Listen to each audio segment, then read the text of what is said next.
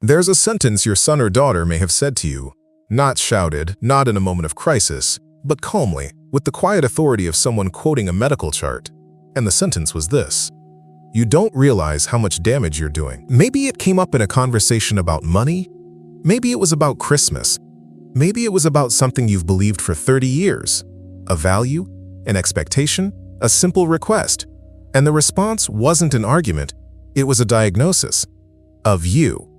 And you sat there with something strange happening inside you. Not anger, exactly. Not hurt, exactly. Something closer to disorientation. Because you know this person. You raised this person. And you are being told, in language you don't recognize, that the very act of asking something of them, of expecting something, is a form of harm. What you felt in that moment, and what you've probably never said out loud because there's no acceptable way to say it, is this: something is wrong with the language itself, not with your child. With the language your child has been given. And the suspicion underneath that, the one that feels too dangerous to admit, is that the system that gave them that language might have some interest in them never giving it back. That suspicion is not cruelty. It's not ignorance. It's not resistance to change. It is clinically documented. It has a mechanism. And a British prison doctor spent 20 years proving it. Theodore Dalrymple spent 2 decades as a physician inside the institutions that don't make it into policy papers. A slum hospital in Birmingham and a prison called Winson Green. He saw in those years something that no one in the editorial rooms or the university departments wanted to hear. And it wasn't that the poor were lazy or broken or genetically unlucky.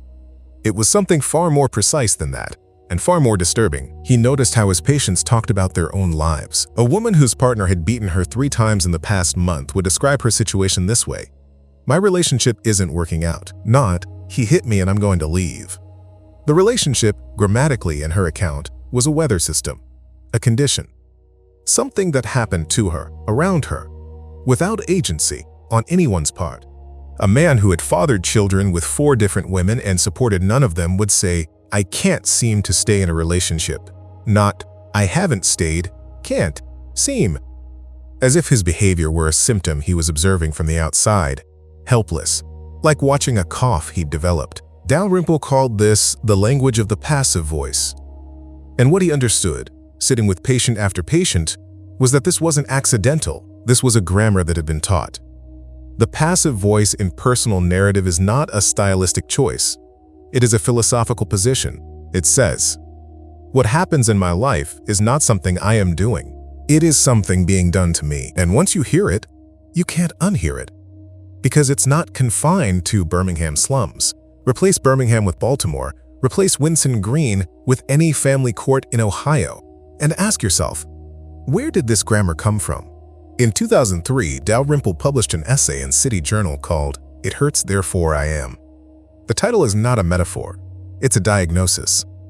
What he was describing was an inversion that had taken hold slowly enough that almost no one noticed it happening. The transformation of pain from a signal into an identity. For most of human history, suffering pointed towards something. It was information. It meant something is wrong and we need to address it.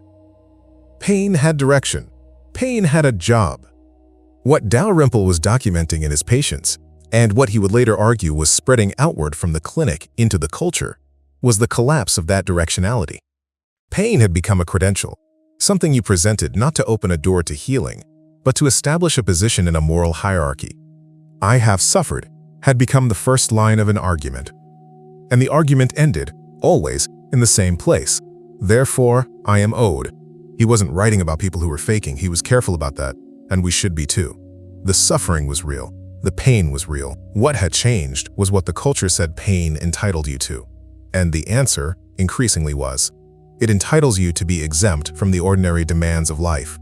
From the expectation of effort, from the requirement that you keep the promises you make to people. The moment pain became a credential, it became something worth holding on to.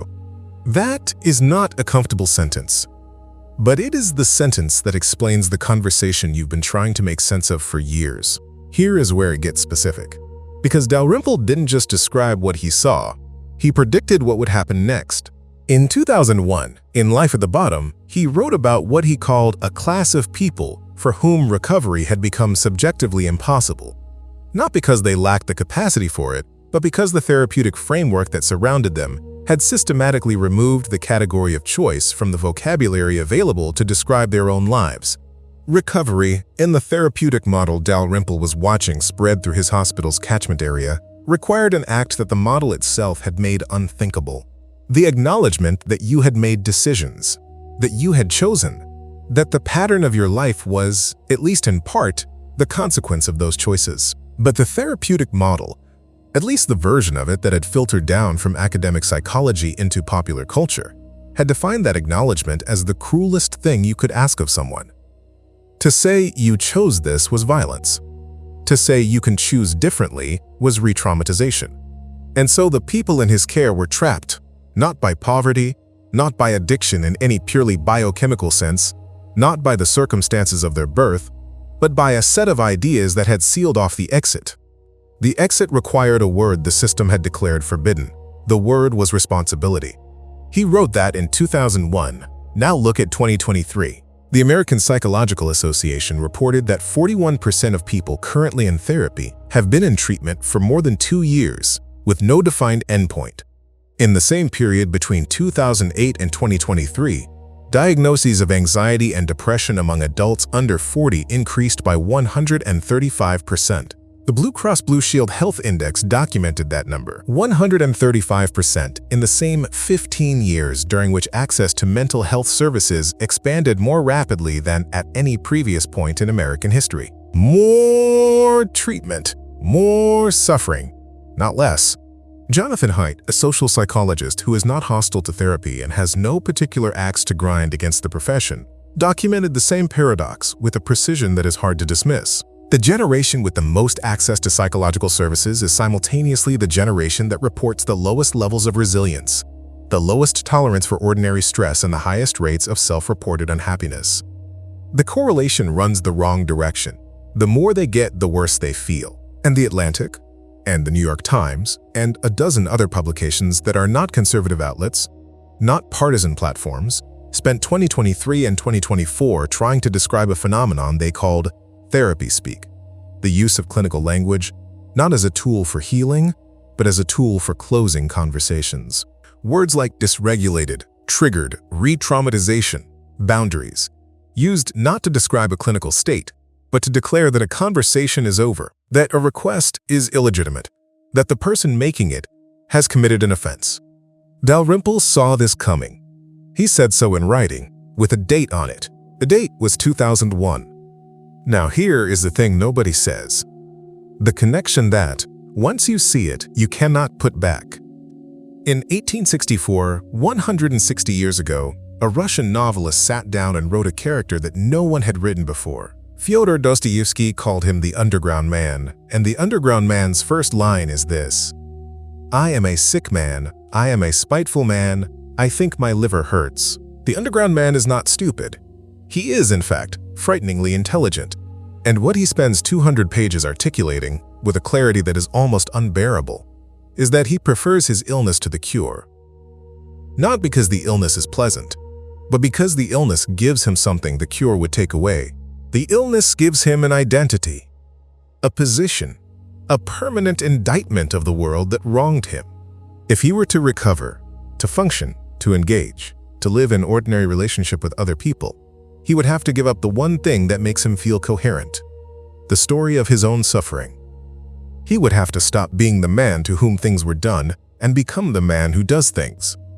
And that transition would require him to admit that the story he has been telling about himself, about the world, about who is responsible for the condition of his life, was not entirely true. Dostoevsky wrote that in 1864, the word psychology as a clinical discipline barely existed.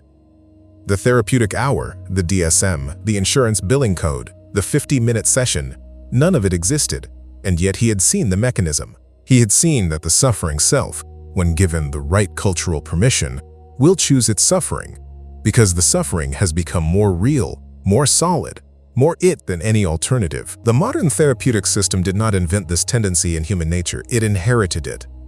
And in a very specific subset of cases, not all cases, and this distinction matters, it learned to serve it rather than to challenge it. That is the thing nobody is willing to say.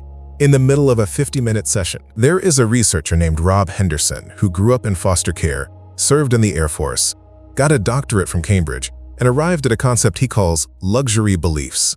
A luxury belief is an idea that costs very little to hold if you have money, stability, and a social safety net, and costs an enormous amount if you don't. The belief that effort is a social construct is a luxury belief. You can hold it comfortably if you have a trust fund. You cannot hold it if the rent is due on Friday. The therapeutic model of the self, the model in which suffering entitles you to exemption, in which the demand for accountability is violence, in which healing is indefinitely deferred until conditions are ideal, is a luxury belief. It was designed by people with advanced degrees in institutions that do not bear the consequences of the ideas they export. It was refined in faculty lounges and conference papers. It descended through popular culture and through the expansion of therapeutic services into public schools and emergency rooms and family courts to people who could not afford to live by it. Dalrymple said something almost identical 20 years earlier. The ideas that destroyed the communities he was treating did not originate in those communities. They descended from universities, from people who would never, under any circumstances, actually live by them. The intellectuals designed the experiment. The poor ran it. Replace the poor with your adult child. The mechanism is the same. The asymmetry is the same. The people who gave your son or daughter the language they now use in conversations with you, the language that closes rooms rather than opening them, those people will not be in the room when the relationship pays the cost. If you've ever wanted to go deeper into the framework behind what this channel explores, the documented clinical cases, the actual essays where Dalrymple laid out these predictions before the facts confirmed them, there's something in the description that was built exactly for that. It's called the Decent Mind Reading Companion.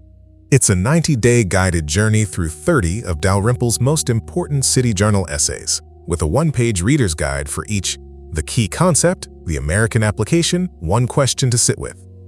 It turns the archive into a practice. The link is in the description and in the pinned comment. Now we reach the thing that the profession, for structural reasons, cannot say about itself. Dalrymple, in Spoilt Rotten, published in 2010 and almost entirely ignored by the people it was about, worked through a logic that is almost too simple to be taken seriously, which is exactly why it hasn't been. Any institution survives by solving the problem it was created to solve. A hospital exists because people get sick. A fire department exists because buildings burn. A therapy practice exists because people suffer psychologically. But there is a difference between institutions and other solutions to problems. You can build a bridge and the bridge stays built. You can vaccinate a population and the disease retreats. But a therapy practice has, as its unit of revenue, the session. And the session has, as its condition of existence, the patient who has not yet recovered. This is not a conspiracy. It does not require malice or bad faith on the part of any individual therapist. Most therapists entered the profession out of genuine desire to help, and many of them do help, and nothing in this video is a claim otherwise. This is an observation about the structural incentives of a system. The same observation you would make about any system in which the provider's income is proportional to the duration of the problem. The system, as a system, does not have a financial interest in resolution. It has a financial interest in continuation. And when that system is combined with a cultural framework that has declared the very concept of recovery to be suspicious, because recovery implies that you made choices, and choice implies responsibility, and responsibility implies that the story of pure victimhood was incomplete, you arrive at something that Dalrymple described with clinical precision, and that the data of the last 20 years has confirmed: a population of patients who feel worse the more they are treated, not because the therapists are evil, because the structure rewards persistence, not cure, and because the patient has been taught, by the culture, not by the individual therapist, that persistence in suffering is the most legible form of dignity available to them. This is what your instinct was trying to tell you. You didn't have the mechanism.